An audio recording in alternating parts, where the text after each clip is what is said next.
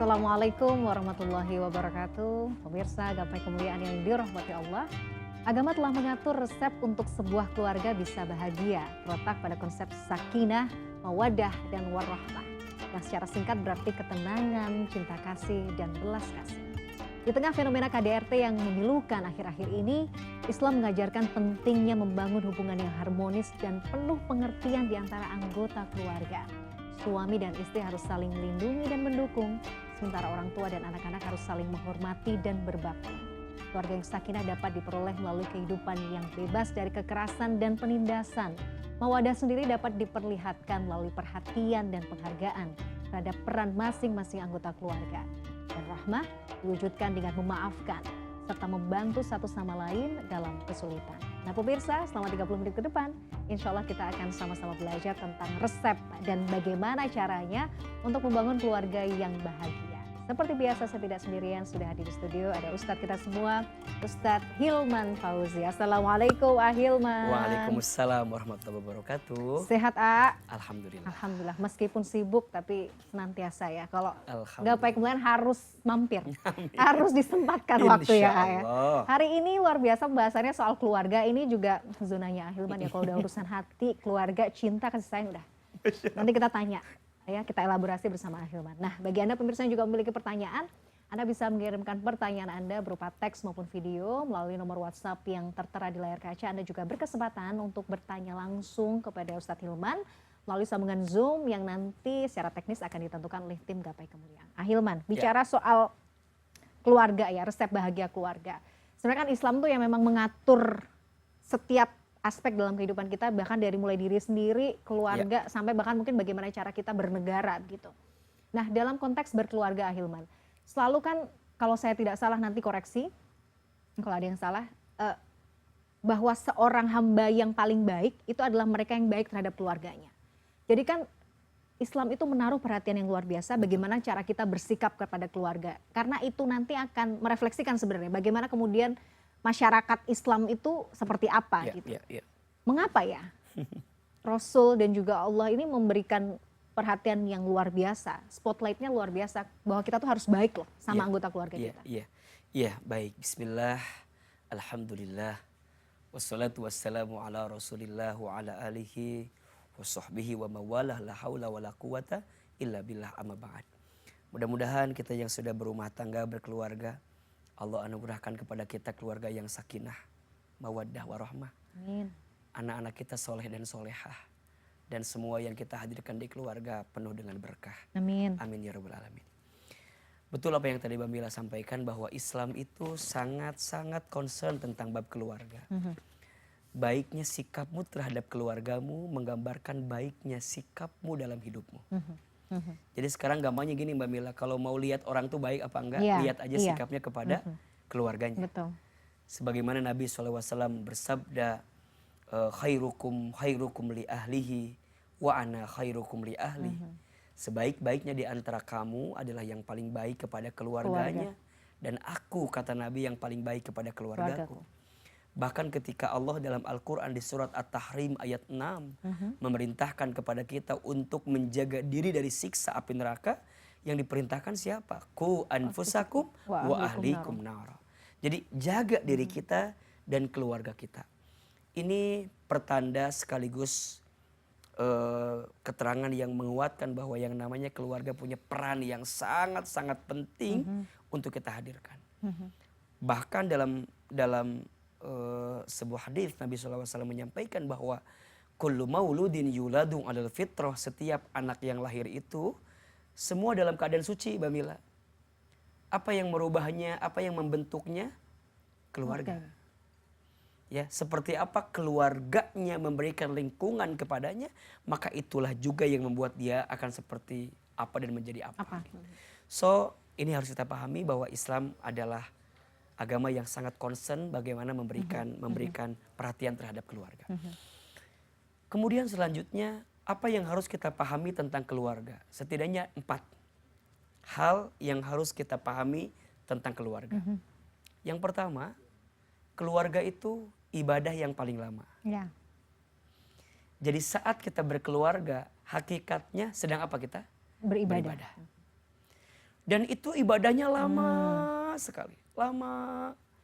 Saat kita menikah, ibadah. Kita punya anak, ibadah. Saat kita jadi anak dari orang tua kita, ibadah. Nanti anak kita menikah, kita punya mantu, ibadah. Jadi semua yang ada di keluarga itu adalah ibadah. Dan disebut ibadah yang paling lama. Karena kalau kita melihat ibadah-ibadah lain ada waktunya kan? Iya, sholat. Sholat ada waktu minitnya, berapa menit sih?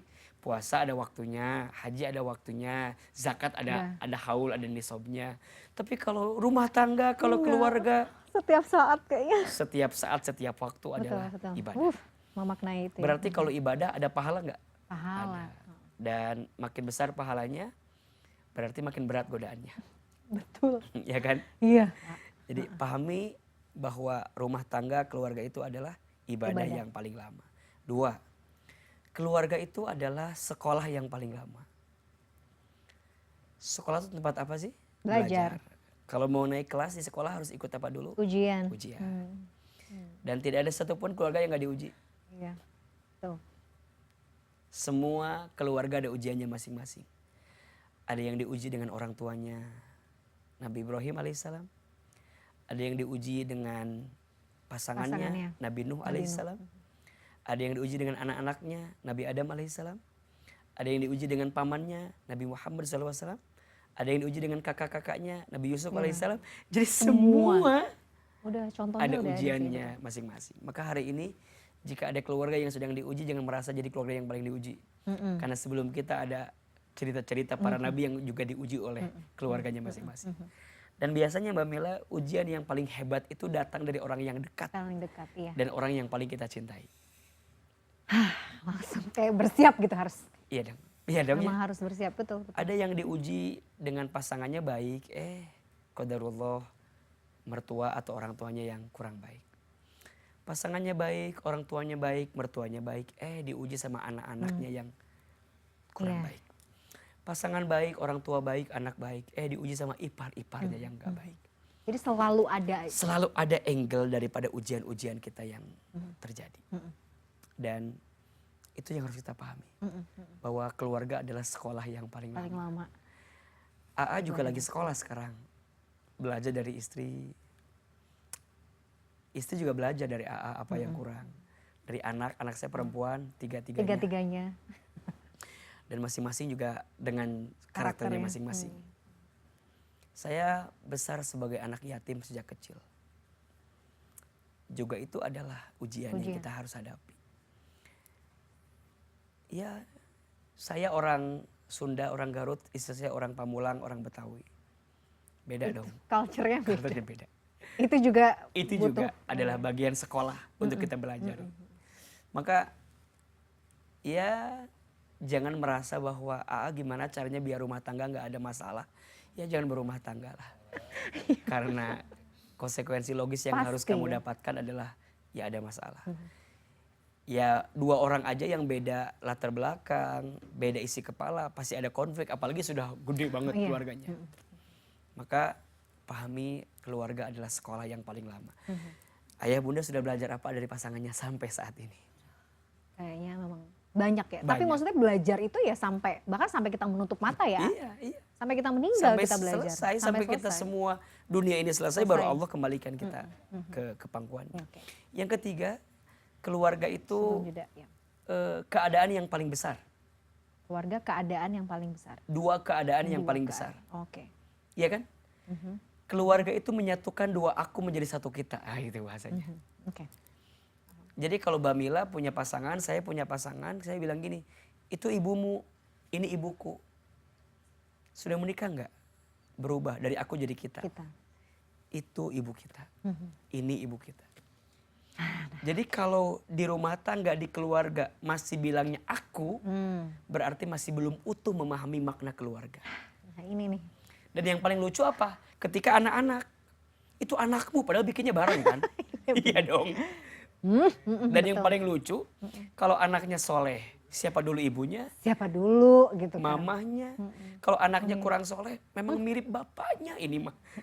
Jadi kadang-kadang cetakan bapaknya gitu ya. Suka salah nyangka gitu. Padahal ya dua-duanya. Maka keluarga dua keadaan yang paling besar. Nah, betul? Betul. Yang ketiga, keluarga itu waktu bersama yang paling lama. Waktu yang iya. Betul. Gak ada yang namanya mantan keluarga. Gak ada yang namanya mantan adik, mantan kakak, mantan anak, nggak ada. Tapi ada mantan suami, mantan istri. Ya, mantan suami dan istri kalaupun berpisah. Ya, tapi jangan berpisah. Jangan dong gitu ya. Karena dari awal kita menikah justru bukan untuk berpisah dong. Untuk bisa mendapatkan kebaikan dalam hidupnya. Maka ini tips nih. Untuk siapapun yang sedang ingin berpisah, ingatkan pikiranmu terhadap awal-awal ketika kau mencintainya. Mantap. Kecuali memang ada alasan. Nanti kita bahas lah. Seperti apa. Menarik karena sebenarnya itu tadi ya, keluarga itu kan ibadah paling lama, paling kompleks, sekolah paling lama. Justru ujiannya itu kadang-kadang luar biasanya tuh. Betul. Biasanya di rumah tangga, di keluarga. Nah, nanti kita bahas ya bagaimana menyikapinya, bagaimana harus membentenginya. Tapi kita harus jeda dulu, pemirsa, jangan kemana-mana. Gapai Kemuliaan masih akan kembali sesaat lagi.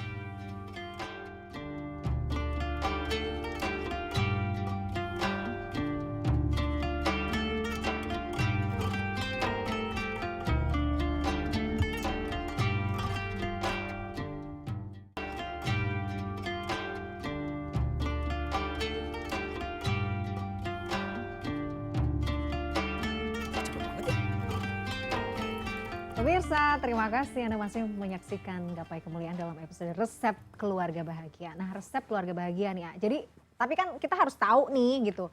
Resep bahannya tuh apa aja, namanya resep kan ada bahan, terus bagaimana cara masaknya lah gitu untuk bisa menciptakan keluarga yang bahagia. Jadi idealnya tuh keluarga yang ideal dalam perspektif Islam tuh yang seperti apa sebenarnya? Ada 3 I, bekal yang harus dimiliki agar rumah tangga kita dengan izin Allah berkah dan bahagia lah ya. Ada berapa, Mbak? 3 I. Yang pertama iman. Jadi mulai hari ini pahami bahwa saat kita berkeluarga kita sedang apa sih? Sedang menunaikan iman kita ke Allah. Sedang beribadah kepada Allah. Mbak Mila taat kepada suami. Kenapa? Karena sayang. Karena dikasih nafkah gitu. Ya, tapi maksudnya itu ya jawaban sebelum ngaji sama kita kan. Iya betul. Kalau setelah ngaji sama kita kan tahu dong jawabannya. Iya, karena Allah yang suruh. Karena perintah Allah. Karena perintah Allah. Definitely ya. Sesederhana itu. Tapi biasanya itu kadang-kadang tuh kalau lagi berantem, ini jadi jujur nih, jadi kalau lagi berantem itu kemudian paham itu lagi tuh diingatkan lagi tuh di tengah-tengah. Yang penting kadang-kadang tuh marah dulu, tapi nggak boleh ya. Kan aku harusnya berumah tangga itu beribadah. Nah gitu. Itu jadi pengingat sebenarnya. Jadi pada akhirnya kalau setiap orang di keluarga itu memahami bahwa saat dia berkeluarga sedang mengimplementasikan imannya ke Allah, dia akan lebih tenang gitu Mbak Mila. Betul. Kalau yang dia dapatkan sesuai, maka jadi ujian syukur. Jika yang tidak sesuai jadi ujian sabar. Kan dua-duanya ciri orang beriman kan. Bukankah itu yang Nabi sampaikan, ajaban li amril mu'min, sungguh menakjubkan perkara orang beriman itu. Kenapa? Karena semuanya jadi baik. Dikasih nikmat bersyukur karena itu baik. Dikasih ujian pun bersabar karena itu baik. Maka iman. Harus ya, fondasi. Allah tidak mungkin mempertemukanku dengan orang ini kecuali Allah tahu melalui orang ini pahalaku jadi lebih banyak. Wah, iya kan? Allah tuh nggak mungkin ngasih ujian rumah tanggaku seberat ini kecuali Allah tuh tahu makin beratnya ujian rumah tanggamu dengan ini semakin membuatmu makin kuat dan dekat sama Allah. Iman. Makanya sekarang saya suka bilang gini, kalau Mbak Mila jadi soleh gara-gara suaminya soleh, biasa.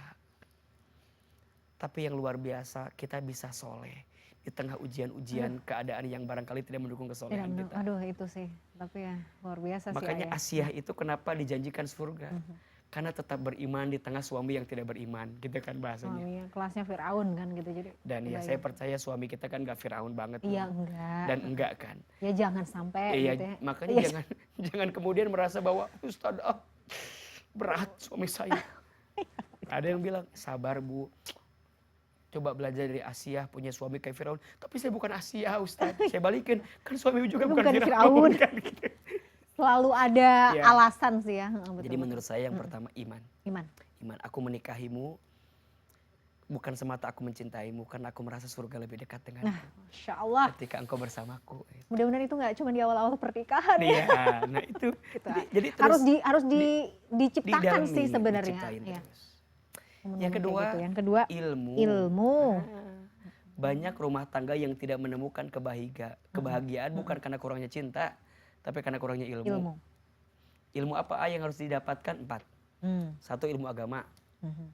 Semua urusan kalau mau menemukan kebaikan, back to agama. Ya. Kembalikan kepada agama. Posisi suami istri, balikin ke agama. Suami pemimpin, istri makmum. Tapi kan nggak bisa. Imamnya kayak gimana dulu? Suka gitu kan? Aduh, gitu ya. Tetap aja dengan segala alasan. Ya sudah, berarti kalau suami ingin menjadi qawam, jadi pemimpin yang baik, pantasin diri. Ya. Agar kita menjadi qawam yang baik. Karena seorang istri tidak akan mungkin taat kepada suaminya kalau kemudian suaminya tidak punya kemampuan qawam yang baik. Tapi juga istri belajar merendahkan hati. Bahwa bagaimanapun engkau punya pemimpin dalam hidup. Siapa? Ya suamimu itu. Orang tua sama anak. Anak tugasnya patuh sama orang tua. Tapi orang tua jadi belajar orang tua yang bijak. Akan bisa membawa hikmah kepada anak-anak. Gitu loh. Didik yang baik, berikan pelajaran yang baik. Jadi pada akhirnya ilmu menjadi penting. Ilmu agama basicnya. 2, ilmu hati. Bagaimana kita harus punya kepekaan hati di rumah tangga, di keluarga. Peka gitulah. Jadi pasangan yang peka dengan pasangannya. Kadang-kadang tuh itu, kamu mas memang gak peka. Tapi standar pekanya juga harus jelas kan, maksudnya jangan apa-apa juga. Peka itu kan menempatkan keadaan kita pada keadaan orang di luar kita. Jadi orang tua harus peka sama anak. Jadi anak harus peka sama orang tua. Jangan masing-masing punya kepekaannya sendiri gitu loh. Mama peka dong sama aku. Nah itu kan kadang-kadang jawaban, pertanyaan yang tuntutan yang seakan-akan, emang selama ini aku gak peka ya sama kamu? Peka aku juga. Kan gitu kan? Jadi ujungnya berantem. Iya, berapa banyak di antara orang tua, mohon maaf, mohon izin, sering bilang gini sama anak. Nah, mama teh capek ngurus kamu. Mama teh nganterin kamu. Mama teh ngandung kamu, melahirkan kamu. Mama teh capek. Kata anaknya, suruh siapa? Coba. Bukan gak minta. Kalau dibalikin gitu gimana coba? Iya juga sih. Berarti gimana? Tidak usah banyak menuntut banyak kepada orang sekitar kita. Tapi tuntut diri kita untuk bisa memberikan yang terbaik. Yang terbaik. Berapa banyak istri yang suka bilang gini ke suami, ayah teh berubah ya. Mama teh udah gak kuat sama ayah teh. Ayah mau sampai kapan begini terus? Kata suaminya, kamu teh ngomong apa? Papa teh gak ngerti kamu ngomong apa. Jadi bingung. Jadi kadang yang dipermasalahkan tuh gak clear gitu loh. Oke. Jadi memang, berarti gak usah pakai bahasa penuh kiasan. Straight aja sebenarnya. Jadi artinya, ayah, ini, aku tuh mau kamu tuh begini ya. Gitu. Makanya nanti ada tips setelah ini ya. Apa yang paling penting di rumah tangga? Yang perlu kita dudukan dari segala macam itu. Jadi yang pertama iman, ilmunya 2 tadi. Ilmu agama, ilmu hati. Yang ketiga ilmu komunikasi. Walah itu betul. Karena 70% isi rumah tangga itu ngobrol. Betul. 70% isi rumah tangga keluarga itu adalah ngobrol. Makanya cari pasangan yang mau siap mendengar dan siap cerita dengan apa yang dia inginkan. Kalau saya cerita, istri saya dengerin. Istri saya cerita, saya dengerin. Jangan dua-duanya cerita. Kalau dua-duanya cerita, siapa yang mau dengerin? Iya, yang repot. Nah ini sekarang juga jadi problem, karena kadang-kadang orang tuh malah nggak mau cerita sama pasangannya. Tapi malah ceritanya di media sosial. Kalau istilahnya Kiai Haris tuh, ini setan gepeng sekarang. Karena itu handphone kalau kita nggak bijak, makanya bisa jadi setan memang. Makanya kemampuan komunikasi itu bukan hanya pada bicara, tapi mendengar juga adalah kemampuan komunikasi. Iya, tuh mendengar itu bagian dari komunikasi. Setuju. Makanya belajar mendengar, belajar dengerin. Apalagi ya di antara kemampuan yang harus dimiliki suami adalah kemampuan mendengar. Karena istri itu punya kebutuhan kosakata yang lebih banyak dibanding suaminya. Setuju. Jadi dengerin aja, meskipun kadang nggak asik ya, nggak penting. Dan walaupun yang diucapkan adalah berkali-kali hal yang sama. Tapi tunjukkan ekspresi bahwa kamu baru mendengar kalimat itu. Ini kayak curhatan sendiri ya. Iya. Ya Allah, Bunda, bener banget Bunda. Padahal itu sudah pernah kita dengar sebelumnya gitu. Karena itu penting sih ya. Itu kebutuhan kosakata. Kan laki-laki 5.000 kata, perempuan 20.000 kata. Jadi saya mah kalau istri saya lagi cerita lagi menghabiskan kuota kosakatanya. Iya, dengerin aja. Nggak usah dibalas, nggak usah di komen. Dan itu juga menyenangkan buat dia. Dan yang paling lucu kadang-kadang dia cerita sendiri, jawab sendiri gitu. Dan benar. Memang begitu sih Dan kadang-kadang bapak perempuan jangan stres ya sama istri bapak. Dan memang begitu adanya. Kadang perempuan itu nanya sendiri, jawab sendiri. Betul? Betul. Ayah, kita mau ke kondangan. Bunda teh bagus pakai baju warna merah apa warna biru? Sering terjadi. Terus saya bilang begini, bagusan warna merah bunda. Kata istri saya, enggak lah bagusan warna biru. Dalam hati saya, katanya nanya, jawab sendiri gitu kan. Ternyata keluarnya pakai warna beda. Setengah jam kemudian datang keluar kamar pakai warna kuning. Iya. Merahnya gak ada, birunya gak ada. Ya, itu kalau nggak tepat penanganannya bisa jadi berantem. Bisa jadi berantem. Makanya ya kita bilang aja, bagus, keren. Oke. Makanya ilmu komunikasi penting. Yang keempat kita finansial. Ilmu finansial. Tapi kita bahasnya di segmen berikutnya ya pemirsa. Kita harus break dulu. Pemirsa jangan kemana-mana. Gapai Kemuliaan masih akan kembali membahas tentang dinamika rumah tangga ini sesaat lagi. Tetaplah bersama kami.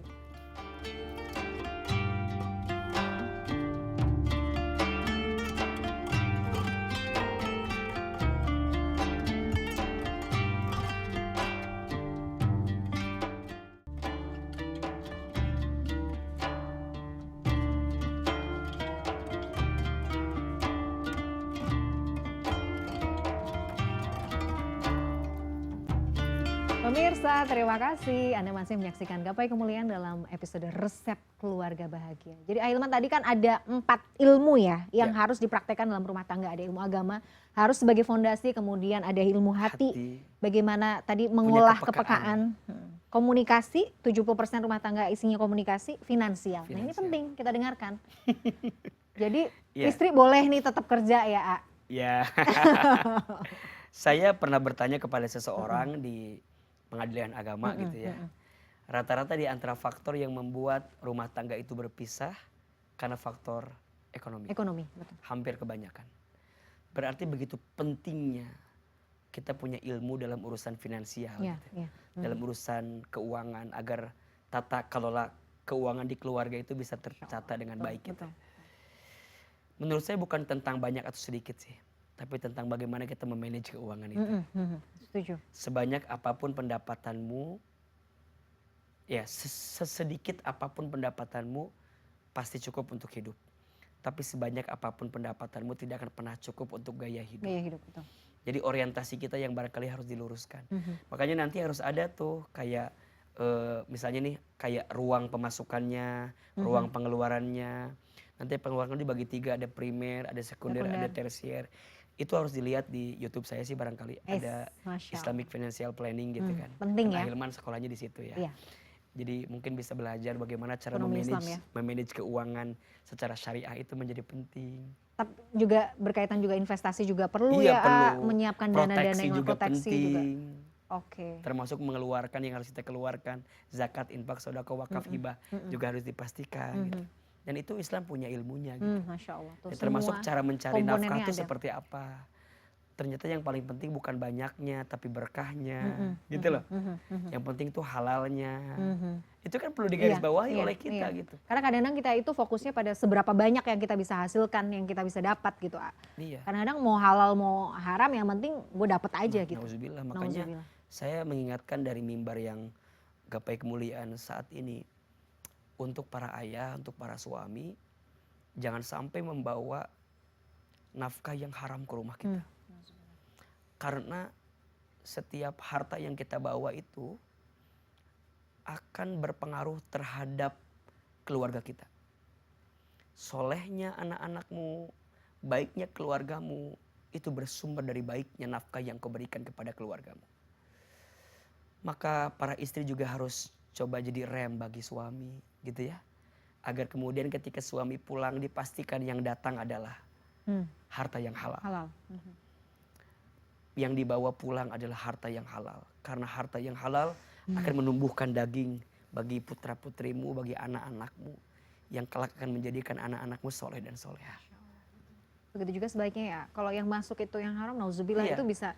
Maka disebutkan dalam hadis itu ya, sesuatu yang haram yang kamu makan tidak akan tumbuh daging, malah akan menjadi bahan bakar yang akan membakarmu di api neraka. Nauzubillah min dzalik. Dan nauzubillah, kadang dalam bahasa tafsir yang lain, sebelum Allah mengazab di akhirat, di dunia sudah Allah coba. Karena ada sesuatu yang kita bawa pulang dalam keadaan yang haram. Nauzubillah min dzalik. Maka ada satu doa yang harus kita baca tuh setiap hari Jumat pada asar. Allahumma kfini bihalalika an haramika wa aghnini bifadlika amman siwaka. Ya Allah, cukupkan aku dengan yang halal dan jauhkan aku dari yang haram, dan kayakan aku dengan karuniamu daripada aku bergantung kepada selainmu. Ini salah satu doa juga yang senantiasa berusaha saya amalkan senantiasa dari Hilman nih. Masya Allah. Masya Allah. Tapi memang itu doanya luar biasa. Minta penjagaannya sama Allah supaya masuk itu yang benar-benar kita yang baik-baik. Makan yang kita pakai itu yang baik-baik sehingga nanti berkahnya turun semua ke anak cucu kita, karena siapa sih yang nggak pengen seperti itu. Baik, Hilman, kalau misalnya ada mungkin pemirsa Gapai Kemuliaan yang saat ini mungkin tengah ada permasalahan dengan anggota keluarga, mungkin anak dengan orang tua, pasangan, istri dengan suami gitu. Harus gimana? Yang mungkin udah, ya Allah ini kok gini ya rasanya. Aduh. Kalau boleh milih mah nggak mau nih punya misalnya ya pasangan ini karena udah terlalu pelik. Nah, kita harus gimana nih? Ya, makanya nanti naikin level yang ketiga, I-nya belum kan? Oh, oke. Nah, ini sikapnya nih. Oh iya, I terakhir. I-nya ikhlas. Ikhlas, Masya Allah. That's the power of, the ultimate power ya. Jadi ya keluarga tuh harus ikhlas sikapnya. Kudu ikhlas. Maksudnya apa? Belajar menyandarkan kepada Allah, belajar menyerahkan ke Allah. Bening, suci, bersih. Bahwa semua yang terjadi, semua akan kembali ke Allah. Maka sekarang ada yang sedang terjadi konflik di rumah tangganya. Ya Allah, tidak mungkin Engkau mengizinkan ini terjadi kecuali ada kebaikan. Terima dulu, positive thinking dulu. Positive thinking dulu. Baru nanti jalaninya juga dengan jalan-jalan kebaikan. Kan kalau kita bicara lebih detail, sikapnya apa? Menahan marah. Jangan mudah marah kepada keluarga. Jangankan kepada keluarga ya, kepada orang lain aja jangan marah kita. Jangan, apalagi la taghdab wala kal jannah, jangan marah bagimu surga. Kemudian yang kedua apa? Wal afina anin nas, belajar maafin. Ini ilmu. Coba, nama ikhlas tingkat tinggi ya. Di keluarga itu belajar nahan marah, belajar maafin. Ya. Dah, coba. Itu aja sebenarnya. Itu aja. Kadang-kadang mau ujiannya tuh di sini. Dan saya ingin mengingatkan kepada rumah tangga, jangan ada KDRT di rumah tangga kita. Karena rumah tangga yang diisi dengan kekerasan tidak akan membuat malaikat rahmat datang ke rumah kita. Dicamkan baik-baik ya. Jadi kalau mau kesel gimana Ustadz? Kesel nih. Ya udah, pilih jalan diam, ganti posisi, ambil air wudhu, sholat 2 rakaat, beningkan hatimu agar kemudian kau bisa mendapatkan kebaikan dengan semua keadaan itu.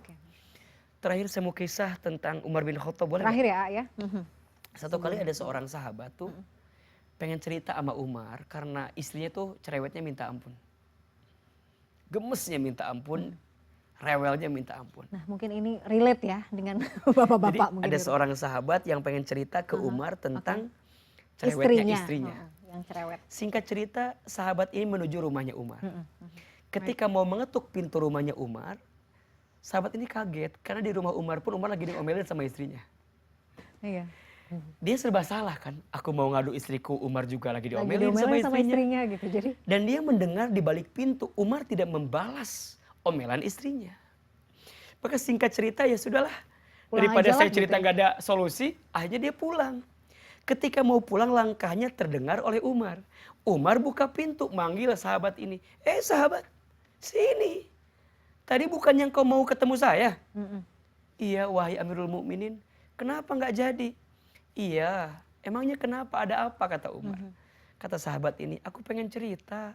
Cerita apa? Aku punya istri, cerewetnya minta ampun. Aku punya istri, sering ngomel sama aku. Aku mau cerita itu sama engkau, tapi aku tadi mendengar engkau pun diomelin sama istrimu. Jadi sama nasibnya. Dan engkau pun tidak menjawab kelakuan istrimu. Mana mungkin aku cerita sama kamu yang kamu juga sama diomelin. Apa jawaban Umar? Sahabatku, bukannya aku tidak bisa marah kepada istriku. Aku bisa marah. Bahkan aku tegas. Bahkan semua orang takut denganku, kata Umar. Tapi kenapa aku tidak marah kepada istriku saat itu? Karena aku teringat semua kebaikan istriku. Aku teringat istriku memasak untukku dan anak-anakku. Istriku bangun lebih dulu, istriku tidur lebih lama. Istriku capek menyiapkan makanan untukku, membereskan pakaianku. Itu yang membuat aku tidak bisa membalas marahnya istriku. Karena aku mengingat kebaikan daripada istriku kepadaku. Poinnya pemirsa, kalau ada kemarahan di hatimu kepada keluargamu, ingat kebaikan keluargamu yang begitu besar kepada dirimu. Sehingga ada rasa maaf yang kau hadirkan kepada pasanganmu di rumah tangga tersebut. Masya Allah. Catat itu kebaikan-kebaikan pasangan tuh bisa jadi apa ya, obat ya. Begitu sebaliknya. Istri juga jangan suka ngomel sama suami. Siap. Ingat banyak kebaikan-kebaikan. Nggak boleh ngomel. Oke. Ingat kebaikan-kebaikan suami. Masya Allah, menarik sekali Ahilman. Waktu juga yang harus memisahkan kita. Nanti insya Allah kita akan bahas lagi perihal rumah tangga yang selalu nggak pernah habis untuk dibahas ini di episode berikutnya. Sehat-sehat Ahilman. Pemirsa, tidak terasa usai sudah perjumpaan kita dalam program Gapai Kemuliaan hari ini. Semoga kajian hari ini membawa manfaat, kebaikan, dan Allah Azza wa Jalla senantiasa mudahkan kita semua untuk menuntut ilmu agama. Amin ya rabbal alamin. Terima kasih atas perhatian Anda. Saya Meladia Rahma dan juga Ustadz Hilman Fauzi undur diri. Insya Allah kita akan jumpa lagi pada episode yang akan datang. Subhanakallahumma wa bihamdika asyhadu an la ilaha illa anta astaghfiruka wa atubu ilaik. Assalamualaikum warahmatullahi wabarakatuh. Waalaikumsalam. Terima kasih ya.